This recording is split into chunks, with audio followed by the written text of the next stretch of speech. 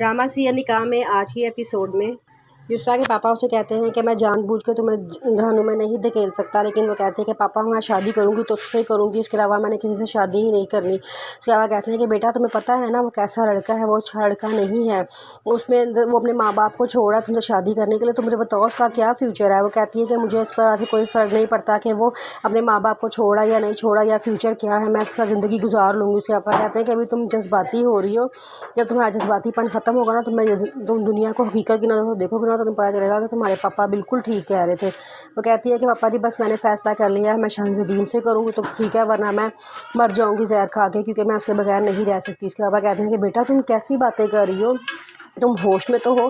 तो कहती है पापा जी मैं पूरे होश और जज्बात में होश और हवास के साथ ये बात कर रही हूँ कि अगर मुझे नदीम ना मिला तो मैं मर जाऊँगी। युसरा के पापा वहाँ से मायूस होकर चले जाते हैं। फिर युसरा रायना के पास जाती है और कहती है कि पापा क्या मेरी बात मान लेंगे ना, लेकिन मुझे लग नहीं रहा कि वो मेरी बात मान लेंगे। रायना कहती है कि वो देखना तुम्हारी बाप है, तुम्हारी बात मान लेगा, तुम 2 दिन अब भूख हड़ताल करो, तुम कुछ भी ना खाओ। जब वो देखेगा ना कि मेरी बेटी भूखी है तो वो ज़रूर आएगा, उसकी वो ऐसा फारूक तुमसे बहुत मोहब्बत करता है, वो तुम्हारी बात लाजमी मान लेगा। लेकिन युसरा कहती है पापा मुझे तो यकीन नहीं आ रहा पप्पो, लेकिन मैंने पापा को बहुत परेशान कर दिया है। वो कहती है कि क्या हो गया, अपनी मोहब्बत हासिल नहीं करनी, वो तुम्हें किसी के साथ भी ब्याह देंगे, तुम उसके साथ सारी ज़िंदगी गुजार लोगी। वो कहती है कि नहीं मैं नदीम के बगैर नहीं रह सकती। तो वो कहती है कि हाँ तो बस इसके थोड़ी सी कुर्बानी देनी पड़ेगी, वैसे भी तुम खुदकुशी की धमकी दे चुकी हो और ये धमकी बहुत है। अब तुम 2 दिन अपने कमरे में बंद रहना और कमरे से बाहर ना निकलना, देखना तुम्हारे पापा तुम्हारी कैसी बात मानते हैं। वो कहती है अच्छा ठीक है पप्पो, आप कितनी अच्छी है ना। वो कहती है देखो तुम्हारी खातिर मुझे कितने पापड़ बेलने पड़ते हैं, सिर्फ तुम लोगों की खातिर ऐसे ऐसे प्लान बनाने पड़ते हैं जो कभी ज़िंदगी में सोचे भी नहीं होते।